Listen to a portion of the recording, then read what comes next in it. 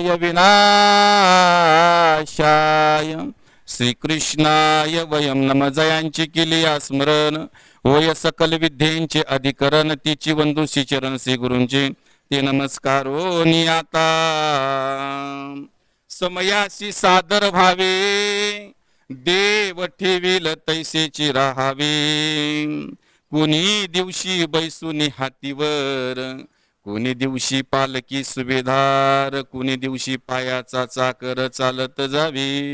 प्रस्तुत प्राप्त प्रसंगी प्राप्त स्थळी उपस्थित सर्व प्रभुप्रिय सज्जन सर्व देववृंद मायबाप तुम्हा मायबापाच्या सेवेकरता म्हणून दाखवलेला अभंग संत श्रेष्ठ सावता महाराज यांचा हा अभंग असून महाराज या अभंगाच्या माध्यमातून आपल्याला काळ आणि वेळच महत्व सांगतात. जीवनामध्ये काळ वेळ किती महत्वाचा आहे या अभंगातून ते आपल्याला सांगतात.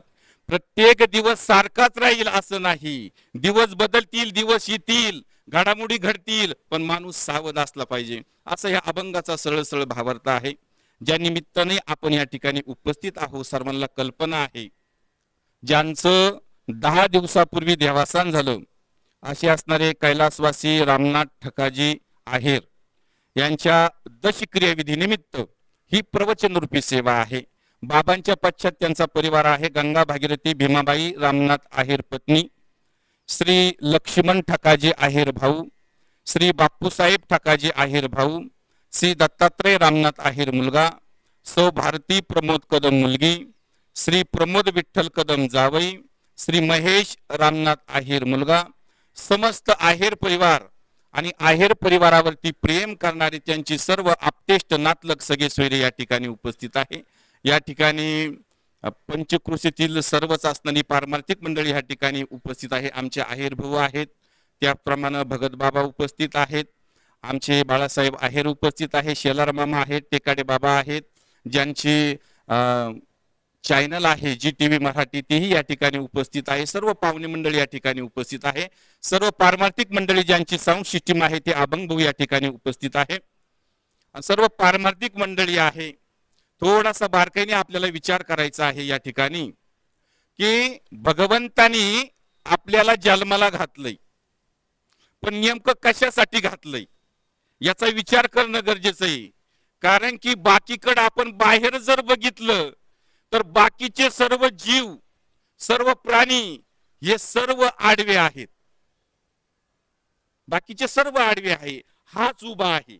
जाऊ द्या अजून थोडासा विचार करू. बुद्धी आपल्याच ठिकाणी आहे, बाकीच्यांच्या ठिकाणी बुद्धी नाही. मग त्या बुद्धीच्या जोरावरती आपल्याला सार आणि आसाराचा विचार करायचा आहे. बुद्धीचे वैभव अन्य नाही दुजे राम. बुद्धी आपल्यालाच दिली, बाकीच्यांच्या ठिकाणी बुद्धी नाही. ते विचार करू शकत नाही, विचार करण्याची ताकद त्यांच्यात नाही. मग विचार कोण करू शकतो? तुम्ही आम्ही विचार करू शकतो. मग विचार करायचा आहे काय? हा भवसागर आपल्याला तरून जायचा आहे. कारण की हे शेवटचं आहे. शेवटची पाळी एक मनुष्य जन्म चुकलिया वर्म फेरा पडे. कोणतं वर्म चुकल्यानंतर कोणता फेरा पडतो म्हटले या ठिकाणी जन्म आणि मरणाचा फेरा पडतो. सर्वात श्रेष्ठ वारी कोणती असेल तर ती जन्म आणि मरणाची वारी. लक्षात घ्या. आरती देखील म्हणतो वारी वारी जन्म मरणाची वारी, हारी पडलो आता संकटनी वारी. विचार करावा लागेल बरं थोडासा. भगवंताने आपल्याला 3.5 हाताचा हा नरदेह दिला. कशासाठी दिला? तर त्याच्याच भजना करता दिला. किती व्यापक प्रमाणे बघा ना. देवे दिला देह भजना गोमटा, देवी दिला देह भजना गोमटा. भजना करता दिलंय, पण आयुष्य निघून चाललंय, आपण भजन करत नाही. भजन करणं प्रत्येकाचा धर्म आहे बरं का, आपण केलं पाहिजे, परंतु करत नाही हे दुर्दैव आहे. थोडस व्यापक जाऊ, बाकीचं जाऊ द्या बा. पण माऊली ज्ञानेश्वरीत वर्णन करतात, तुम्ही आम्ही जन्माला जे आलोय ना ते भजन करत करतच आलो. ही माझी भाषा नाही, संत श्रेष्ठ ज्ञानेश्वर महाराजांची गोड भाषा आहे ज्ञानेश्वरीमध्ये. देक मनुष्य जात सकळ, उपजताच भजन शिळ, झाले असे केवळ माझ्या ठाई. या ठिकाणी आमचे हरिभक्त परायण ताजनी महाराज उपस्थित झाले. धन्यवाद. फार गोड सांगतात बरं. आपण येताना भजन करत करत आलो आणि जाताना देखील भजन करत करत जायचं. बाबर आपल्याला करता येतंय ते, हात पाय कान नाक डोळे त्यासाठीच दिले. पण सांगून जातो, आयुष्य चाललं, भजन माणूस करत नाही. केलं पाहिजे. रामदास स्वामींचा एक अभंग आहे, फार गोड आहे. त्यांनी सांगितलं 10 वर्षाला माणसाच्या जीवनामध्ये बदल होत असतो. 10 वर्षाला बदल होत चाललाय, शरीरामध्ये बदल होत चाललाय. पण दुर्दैव आहे का, बदल होत चालला पण आपल्यात काय बदल व्हायला तयार नाही. आधी होता वाघ्या, नंतर झाला पाघ्या, त्याचा येळकोट राहीना, मूळ स्वभाव जाईना. काय करावं म्हणलं या स्वभावाला, स्वभाव काय जात नाही. ऐका किती गोड अभंग आहे रामदास स्वामींचा, फार गोड सांगतात. म्हटले आपलं जीवन जगत असताना बघा, 10 वर्ष बालपण, प्रत्येकाचं 10 वर्ष कशामध्ये गेले, बालपणात गेले. 20 वर्ष तारुण्य, 20 वर्ष तारुण्यात झाला. बाबर 10 वर्ष बालपण, बालपणात गेले. 20 वर्ष तारुण्य, मग वर्ष झाले 30 वर्षात गेला. 30 वर्षामध्ये काय गेलं, 30 वर्षामध्ये माणूस गेल्यानंतर लग्न होते. मग 30 वर्ष होती, दारा पुत्र मागे फिरती, प्रपंच लागे पाठी, मग तो कैसा परमारती. सावध सावधान वाचे वदा नारायण, वाचेनी नारायणचं भजन करा म्हणले, सावध व्हा. 30 वर्ष झाले, लग्न झालं, दारा पुत्र पाठीमाग फिरतात, प्रपंचाच्या पाठीमाग लागतो, भजन करत नाही. महाराजांनी पुढे अजून सांगितलं, 40 वर्ष होती, डोळा 40 आली, डोळ्यात भुरळ पडली, कोण दूर आणि जवळी. 40 वर्षामध्ये जीव गेल्यानंतर 40 वर्षामध्ये चष्मा लागतो. बाबा तुम्ही चष्म्याने पाहता का, डोळ्यानी पान कशाने, डोळ्यानी. डोळा काय करतोय, डोळ्यानी पाहतो. चष्मा काय करतोय, आवरण दूर करतोय. पान डोळ्यानीच आहे, चष्मा आवरण दूर करतो. तसंच 40 वर्ष झाल्यानंतर डोळ्याला चष्मा लागतो म्हटले. डोळ्याला चष्मा लागला तरी जीव सावध होत नाही बर का, लक्ष देऊन ऐका, सावध होत नाही.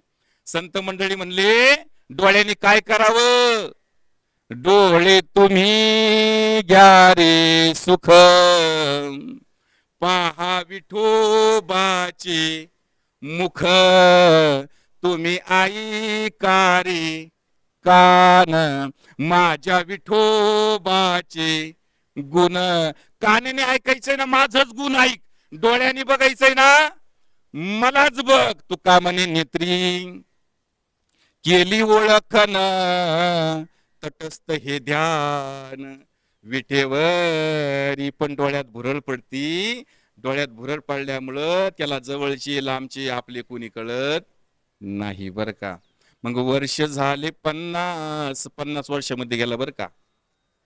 मग 50 वर्ष होती, हालती दाताच्या पंक्ती, श्याम केस पांढरे होती, झाला म्हातारा म्हणती. 50 वर्षामध्ये गेल्यानंतर काय होतंय म्हटले, दाढ हालायला लागती, काळे असणारे केस पांढरे होतात. अजून थोडस व्यापक जातो. जन्मेजय आणि वैशेपण ऋषी यांचा संवाद आहे. मरण काळ ओळख त्या प्रकरणाचं नाव आहे. 6 महिने आधीच आपल्याला मरणाच्या नोटिसा येत असतात. किती, 6 महिने आधी. फक्त त्या थोड्याशा ओळखल्या पाहिजे, सांगून जातो. त्या फार सुंदर सांगितलं बरं का, 6 महिने आधी कसं ओळखायचं. सूर्य सूर्य पूर्वेला उगला, आपण पूर्व दिशेला चाललो. पूर्व दिशेला चालल्यानंतर नैसर्गिक दृष्ट्या सावली कुठं पडली पाहिजे बसलेली मंडळी?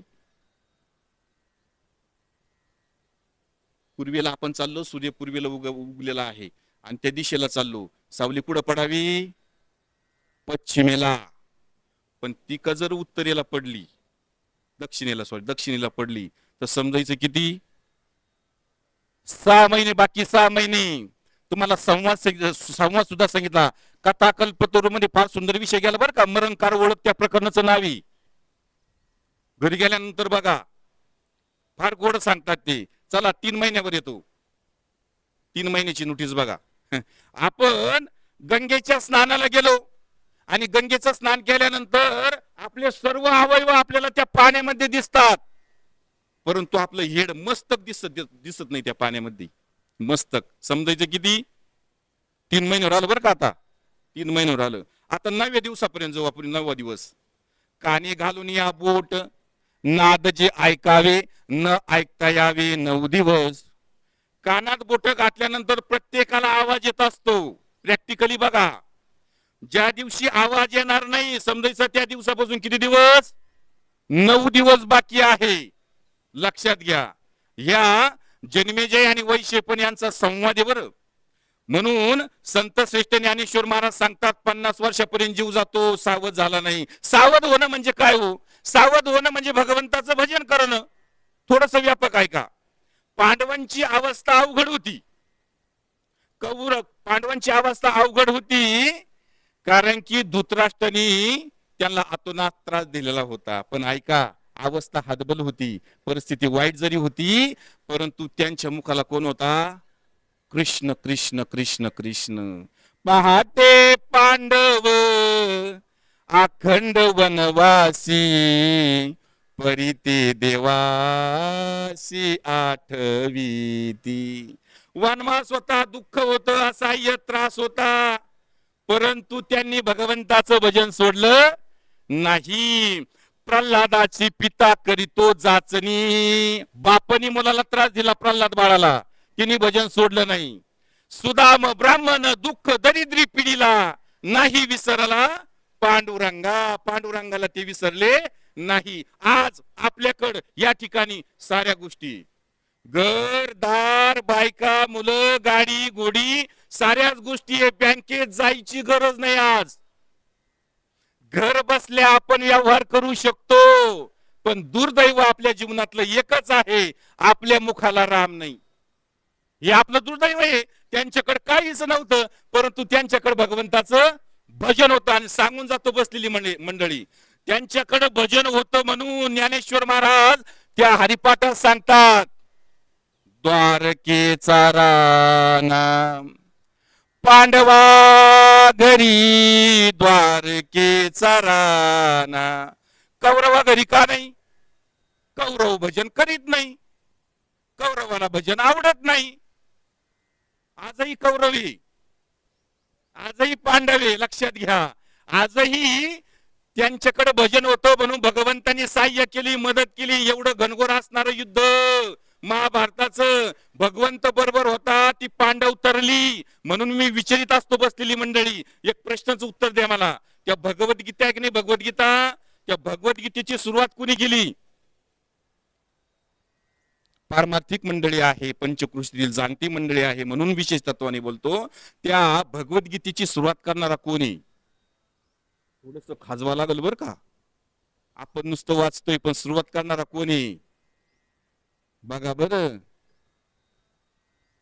सुरुवात करणारा धृतराष्ट्र आहे. धृतराष्ट्र बाबा, भगत बाबा घरी गेल्यानंतर उघडा आणि बघा. धृतराष्ट्र उवाच धर्मक्षेत्रे कुरुक्षेत्रे समवेता युयुत्सवा मामका पांडवाचैव किम कुर्वत संजय. अरे धृतराष्ट्र म्हणतोय संजयला, संजया माझे आणि पंडूचे पुत्र युद्धासाठी एकत्र आले कुरुक्षेत्रावर. काय करते झाले जरा सांग. बरे का आता? कसा आहे तो? आंधळा आहे आणि एका बापाचा अंतकरणी. आज देखील एका बापाचा अंतकरणी म्हणून बोलतोय. बरं, जरी आंधळा होता, जरी दिसत नव्हतं, तरी पण त्याच्या अंतःकरणामध्ये मुलांबद्दल काय होता? कळवळा, कळवळा.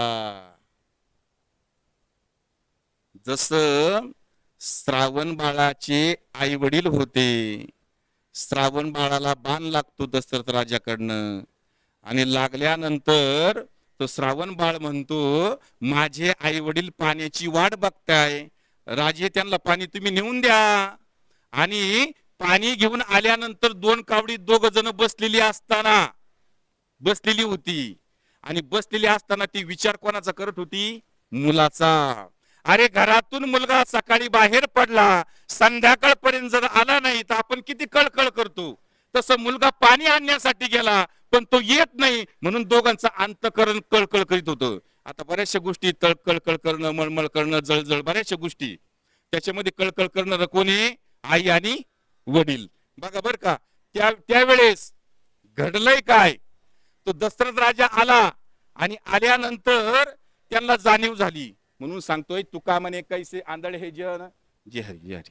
या ठिकाणी मुरलीधरांना उपस्थित झाले, त्यांना धन्यवाद. त्या ठिकाणी या ठिकाणी बाळासाहेब भाऊ आहेर हे याही ठिकाणी उपस्थित झाले, धन्यवाद. सर्वांना धन्यवाद देतो. आपल्या गावचे सरपंच रोहिणीताई आहेर या ठिकाणी उपस्थित झाल्या, त्यांनाही धन्यवाद देतो. बघा बरं का, फार गोडी. दशरथ राजा जवळ येतोय, जरी आंधळ्याला डोळ्यान दिसत नाही, तरी पण सर्व अंगातून दृष्टी बाहेर पडत असती.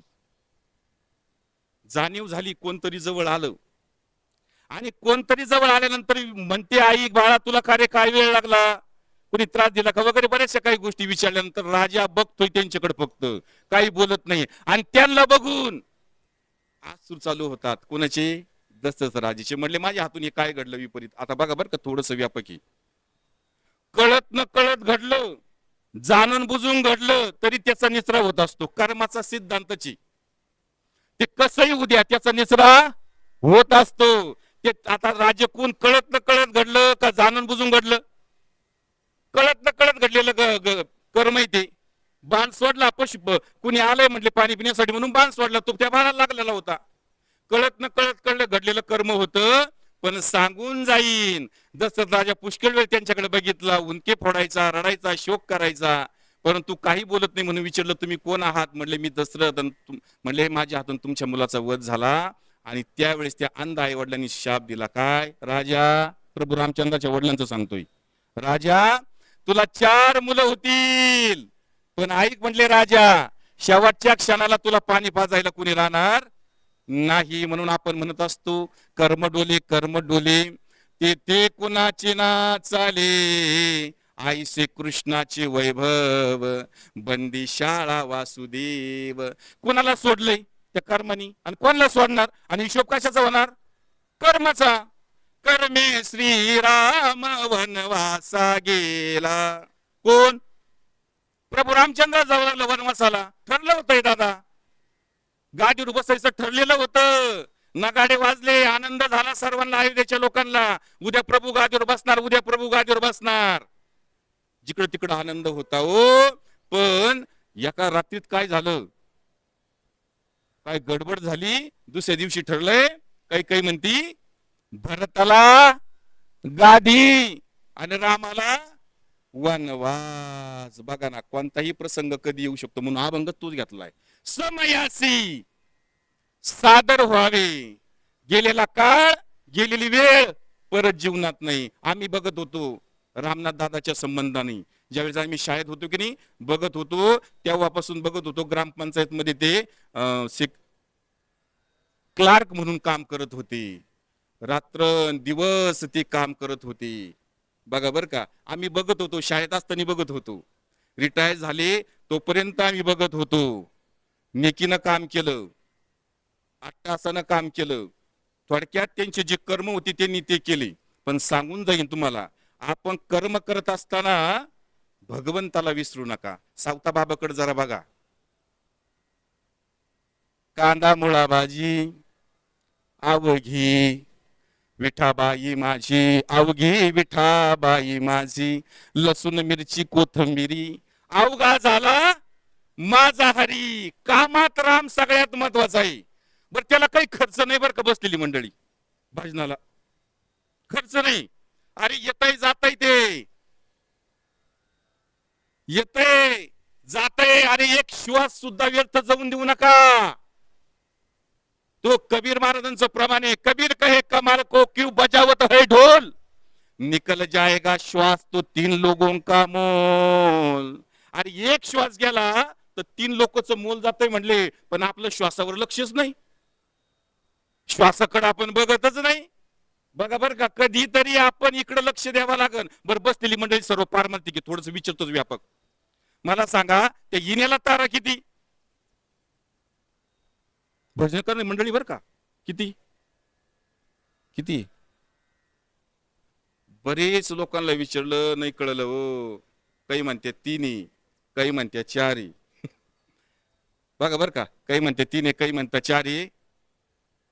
बघा बरं का किती तारी आहे? 5 तारी 5 आहे. हा पतंग किती तत्वाचा आहे? पंचतत्वाचा. केला पतंग धागा लाविला निळा सारंग. 5 तत्वाचा पतंग आहे, लक्षात घ्या. 5 तत्वाचं शरीर आहे आणि 5 तार आहे. पण तुकाराम महाराजांचा विना आहे का? फूट का तो विना त्याला 2 तारा, गालियर जरा पंढरीसी पंढरीसी. किती व्यापक आणि परखड प्रमाणे बरं. आता आपण बघतो ना 5 तारी. तुकाराम महाराज म्हणले फुटका तर विना त्याला 2च तारा आहे. त्या 2 तारा कोणत्या ओळखल्या पाहिजे? जोपर्यंत आपण आहोत ना तोपर्यंत ओळखा त्या 2 तारा. आयुष्याचं आयुष्य निघून गेलंय नाही कळलं. म्हणून सांगत होतो, भरताला गादी आणि रामाला वनवास ठरला, लक्षात घ्या. आणि जे गादीवर बसताना होते प्रभू रामचंद्र, त्यांना कुठे जावं लागलं? वनवास. समय बडा अनमोल है, समय समय की बात है. काळ वेळ आपल्या जीवनात आपल्याला जे शिकवीन जगाच्या पाठीवर कुणी शिकवित नाही. म्हणून कबीर महाराजांचं गोड प्रमाणे कबीर महाराज म्हणतात, क्या भरोसा है इस जिंदगी का. काय भरोसा आहे म्हटले? क्या भरोसा है इस जिंदगी का, साथ देती नहीं राम, साथ देती नहीं वो किसी का.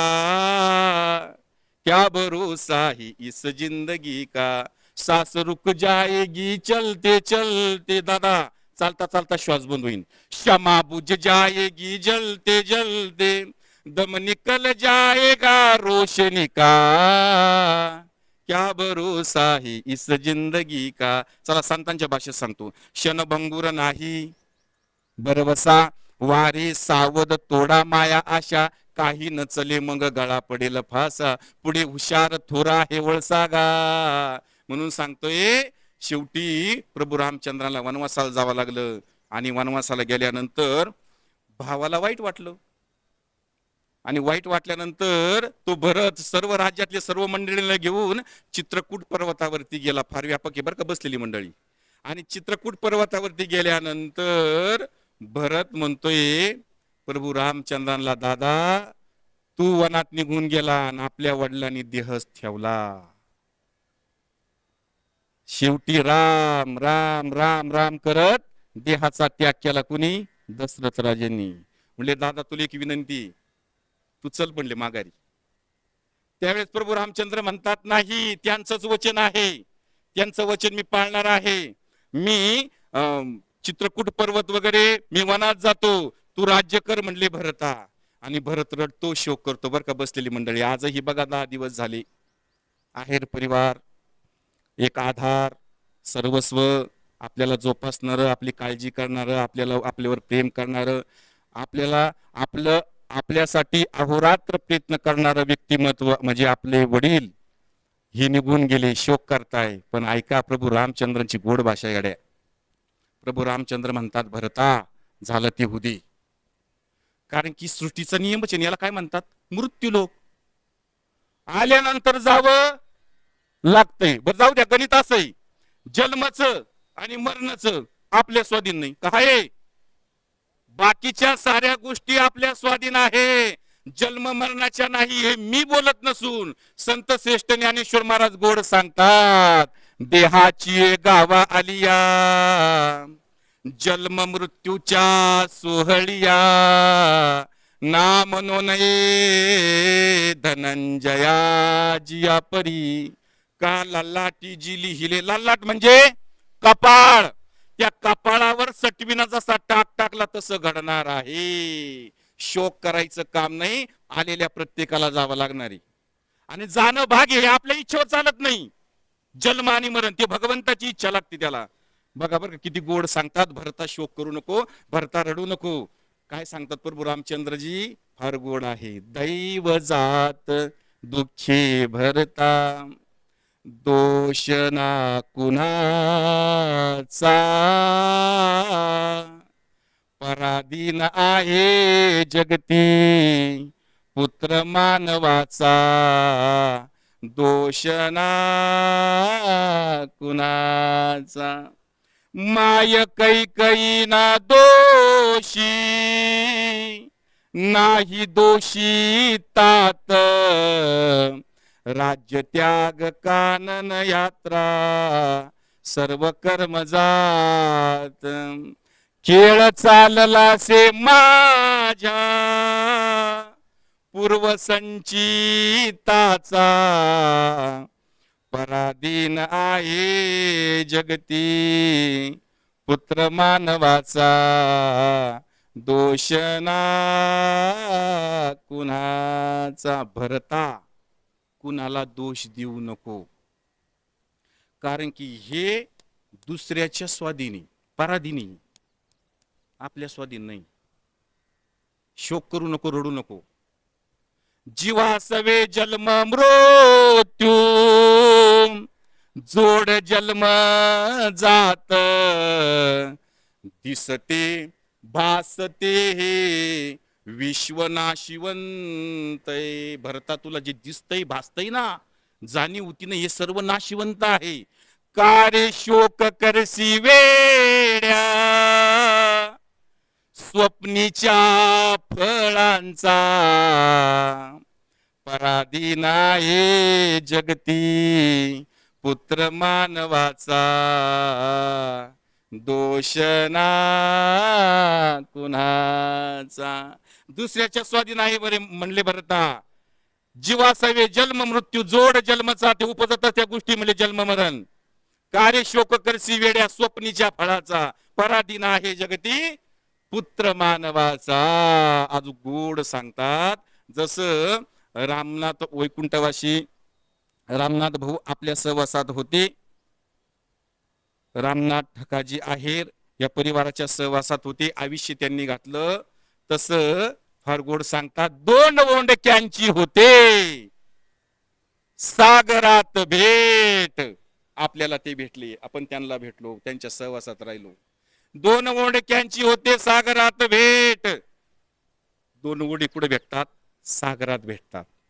परंतु ही काळरूपी लाट अवघडी, ही काळरूपी लाट येते आणि त्या दोन ओढ्यांना वेगळं करते आणि ते दोन ओढे वेगळे झाल्यानंतर परत एकामेकाला कधी मिळत नाही. दोन ओंडक्यांची होते सागरात भेट, एक लाट येता दोघा पुन्हा नाही गाठ. क्षणिक हा मेळ बाळा.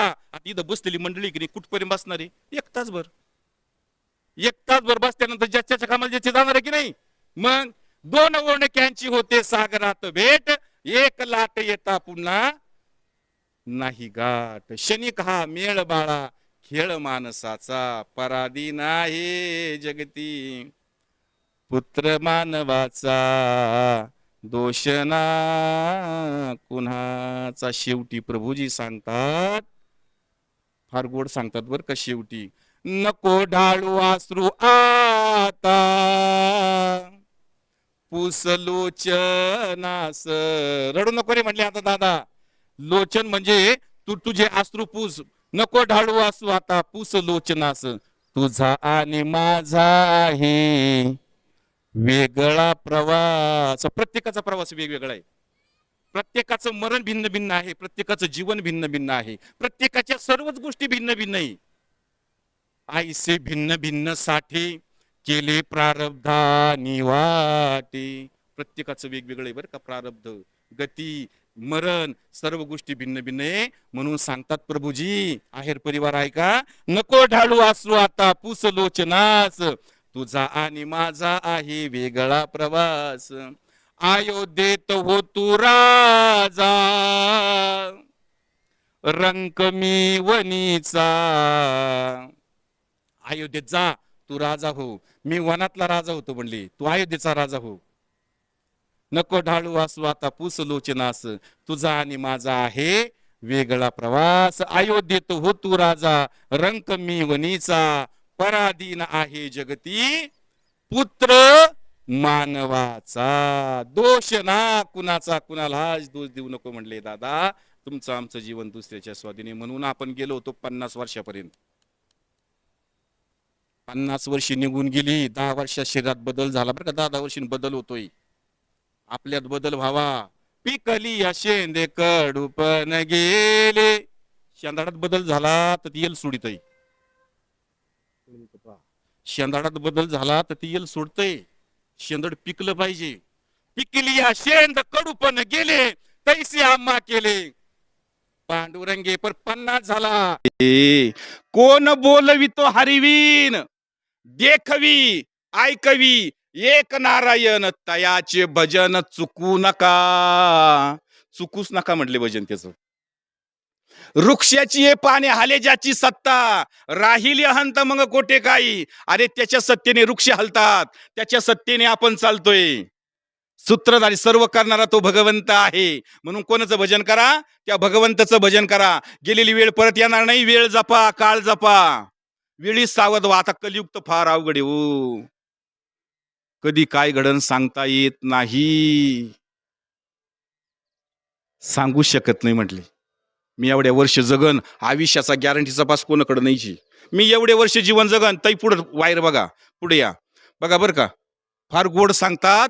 महिला मंडळ थोडंसं पुढे या, जागा रिकामीची पुढे या ना. मागं त्रास होतोय तिकडे ती बॅटरी लावलेली, कुणी पडलं वगैरे तर या पुढे या. फार गोड सांगतात बरं. 60 वर्ष गेली बाबा, 70ची झाली रचना, उठल्याने बसवेना, बसवेना चालवेना, हा झाला दैन्यवान. 70 वर्षामध्ये गेल्यानंतर, उठल्यानंतर बसता येत नाही, बसल्यानंतर चालता येत नाही, आता दैन्यवान झाला. झाला का हो सावध बसलेली मंडळी? केलं की नाही? भजन केलं मन लावून? आवडीनं केलं का? नाही, सवडीनं करतो म्हणले मामा. आवडीनं करत नाही. नाद बाबा म्हटले, आवडीने भावे हरी नाम घेसी, तुझी चिंता त्यासी सर्व आहे, सर्व आहे. नको खेद करू कोणत्या गोष्टीचा, पती लक्ष्मीचा जाणत से. आवडीनं करा म्हटले, प्रेमाने करा. पण 70 झालं बरं का. सुधारलं को नाही. उठल्याने बसवत नाही, बसल्याने उठलं चालवत नाही, पण काही जमलं नाही. चला बुवा, काकड्यामध्ये गोड प्रमाणे हो. काकड्यामध्ये संत मंडळी सांगतात, मज नाही हात पाय, डोळा पडली जापड, कर्ण बधीर झाली, वाचा बोले रे बोबड, नाकमुख गळू लागली, लाळ्या आणि शेंबूड श्वाना परी गती झाली, अवघी करती हाडहाड तुम्ही संत माय बाप, एवढा उपकार करा न्यामज तिथवरी. दाखवा दिनाचा सोयरा ज्या डोळ्यांनी बघत होता. मज नाही हात पाय, डोळा पडली झापड, जोळ्याला झापड पडली, कर्ण बधीर झाले, वाचा बोबड बोलायला लागली. बघा अशी अवस्था झाली. चांगलं होतं, चांगलं शरीर होतं तोपर्यंत माणूस अखंड संसार करतो बरं का. संसार करा, संतांनी सांगितलं, नका त्याजू रांडा पोरे, सुके बांधा माळ्या घरे. ब्रह्मलीन सद्गुरू श्री नारायणगिरी महाराज सुद्धा हेच सांगायचे, नका तुम्ही राज्य नोकाई करू, घरदार मुलं बायक सर्व असू द्या, पण त्याच्यामध्ये भजनता असू द्या. प्रपंच करावा नेट नेटका, तो दिसू नये फाटका, त्यात आसू द्यावा. हरिनामाचा चटका, हा चटका महत्वाचा आहे, हा छंद महत्वाचा आहे भजनाचा बरं का हो. छंद लागला पाहिजे आपल्याला, लागा ते छंद. बघा ना तुम्ही, छंदाची किती गोष्ट अवघड आहे. अरे चित्रपट पाहायचा म्हणल्यानंतर जीव 3 तास त्या टीव्ही पुढून हालत नाही, पापणी सुद्धा पडत नाही तिची पापणी. जाहिरात आल्यानंतर पाणी प्यायला जातो, जाहिरात आल्यानंतर पाणी प्यायला जातो का? लिंक उकन. अरे इंद्रियाला विषय आवडतात दादा, इंद्रियांचा स्वभाव आहे विषय भोगणं. या विषया वाचून काही अन्यथा सर्वता रम्य नाही, हा स्वभावाची पाही इंद्रियांचा. इंद्रियांचा स्वभाव आहे विषय भोगणं. 5 प्रकारचे विषय हे, त्या 5 प्रकाराच्या पुढे आपल्याला जावं लागलं बरं का. म्हणून 70 वर्ष गेले, चला 4 20 मिळून 80, आता हा झाला अपयशी. 80 वर्षामध्ये अपयशी झाला बरं का हो. आता हलत नाही डुलत नाही, बघतोय आपल्याकडं. प्रत्येकाची अवस्था हिची, प्रत्येकाची अशीच अवस्था होणार आहे. 80 वर्षामध्ये गेला, हलत नाही डुलत नाही, आपल्याकडे बघतो, बोलू सुद्धा शकत नाही आता. 4 20 मिळून 80, आता हा झाला अपयशी. पाण्यातील मछली जैसी, जीव होतो कासाविसी. जीव कासावीस होतो. काय करू काय नाही करू असं वाटतंय, पण काही करू शकत. याची मर्यादा आहे ना, याची मर्यादा आहे ना. हे कुठपर्यंत चालणार आहे? जोपर्यंत चांगले तोपर्यंत ठीक आहे, तोपर्यंतच साध्य करा. लग्न कधी करत्या? म्हातारं झाले का तरुण असतानी? तरुणपणातच करते ना का म्हातारपणात करता? नाही. बघा बरं का, म्हणून तरुणपणात हे साध्य करायचंय आपल्याला. आणि आपण हे सर्व परंपरा नष्ट करताच आलेलो आहे. जन्म मरणाची नष्ट करायची या अभंगात शेवटी आहे. सावता महाराज सांगतात, कोणी दिवशी होईल सद्गुरु कृपा, कुणी दिवशी चुकेल जन्म मरण खेपा, कुणी दिवशी सावत्याच्या बापा, दर्शन द्यावी समयासी सादर व्हावे. 80 मध्ये काही नाही झालं बरं का हो. वर्ष झाले 90, बोलवे ना एक शब्द. आता शब्द बोलत आणि चांगलं बारकाईने बघा बरं का बसलेली मंडळी. ज्यावेळेस जीव मरणाच्या दारात येतो ना, त्यावेळेस प्रत्येकाजवळ 3 प्रकारचे दोष आहे भाऊ. 3 प्रकारचे आपल्या प्रत्येकाजवळ. कोणकोणते? वात, पित्त आणि कफ. ज्यावेळेस हा धरणीवरती पडतो, त्यावेळेस फक्त बघू शकतो, कोणतीच गोष्ट करू शकत नाही. आपलाच माणूस आपल्याला बघतो, काही करू शकत नाही. का बरं? हे 3 एकत्र आले, हे हातबल झालं का हे 3 एकत्र येतात. वात पित्त कफ. आणि हे 3 एकत्र आल्यानंतर बुद्धी भ्रंश होतो, बुद्धी चालत नाही, बोलू शकत नाही, बोलत नाही, काही करत नाही. लक्ष द्या बरं का, ही शेवटची अवस्था आहे. म्हणून बघा, शेवटच्या अवस्थेला अशी अवस्था होती का मुख हालेना कंठ हालेना जीवास मरेना राम. आणि माऊलींचा तो गोड सिद्धांत आहे हो, गोड सिद्धांत आहे. माऊली म्हटले, आयुष्यभर परमार्थ करा, आयुष्यभर नामस्मरण करा, तेव्हा कुठंतरी शेवटी राम कृष्ण आठवण. शाळेत गेलाच नाही, अभ्यास केलाच नाही, तर पास कसा व्हायचा हो? होईन का सर पास? नाही होणार. हे आपलंय बरं का, हे सोडायचंय आपल्याला कोड. त्याच्यासाठी जन्म आहे आपला. उपजले ते नासे, नासिले ते पुनरुपी दिसे, हे घटिका यंत्र जैसे परिभ्रमेगा. काय भाषा आहे माऊलींची, बघा किती गोड भाषा आहे. माऊली म्हणतात, घड्याळ कोणासाठी थांबलं का हो? कोणासाठी थांबतं का? थांबन का कोणासाठी? अरे आपल्या पाठीमाग बघा, आजा मेला, पंजा मेला, बाप मसना गेला राम. देखत देखत ना तू पण तोही तैसा झाला. नाही थांबलं हो ते, आणि थांबणार नाही बाबा. आजचे किती वाजले बघा आता, 9:04 झाले की नाही. उद्या पण 9:04 होणारच ना हो. घट्टे यंत्र चालणार आहे. थांबलं का जग? नाही थांबत जग. मोठमोठे साधू संत महात्मे गेले, थांबलं का? राजे महाराजे गेले, थांबलं का? संत मंडळी गेले, थांबलं का? नाही, थांबणार नाही. पण या काळा वेळामध्ये आपल्याला सावध व्हावं लागणार आहे. म्हणून बघा, 90 वर्ष झाले, काहीही 90 वर्ष निघून गेली, पण आपल्याला ते आपण कुठं सोडवण्याचा प्रयत्न केला नाही. हे यंत्र चालू आहे, पण आपण काय थांबलो नाही. आपण काय आवडीनं भगवंताचं भजन केलं नाही बरं का, ऐका. आणि बघा शेवटी सांगतात, एक शतक पूर्ण झाला, आला तसा वाया गेला. रामदास स्वामी म्हणे, योगी सावध झाला. सावध सावधान वाची वदा नारायण. म्हणून जीवानं वेळी सावध व्हावं, भगवंताचं भजन करावं, असं ह्या अभंगाचा सिद्धांत होता. अभंगामध्ये फार गोड सांगितलं सावता महाराजांनी, समयासी सादर व्हावे, देव ठेविले तैसे राहावे. कुणी दिवशी बैसुनी हातीवर, कुणी दिवशी हातीवर बसन, कुणी पालखी सुभेदार राहतील, कुणी दिवशी पायाचा चाकर चालत जावे, कुणी कधी कधी मोटरसायकल राहील, कधी कधी पायी पायी जाण्याची वेळ येईल, कधी कधी मोठ्या गाडीत जाईल.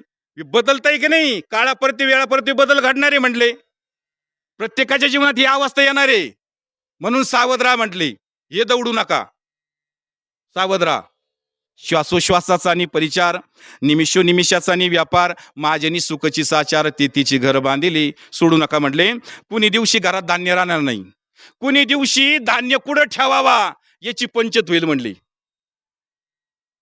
हे बदलतं चाललेलं आहे बरं का. कुणी दिवशी यम येती चालून, कधी येऊ शकते. ह्या बा, थोडंसं 15 मिनिटं घेतो, तुमची जास्त वेळ सेवा नाही घेणार मी, 15 मिनिटं घेणार फक्त.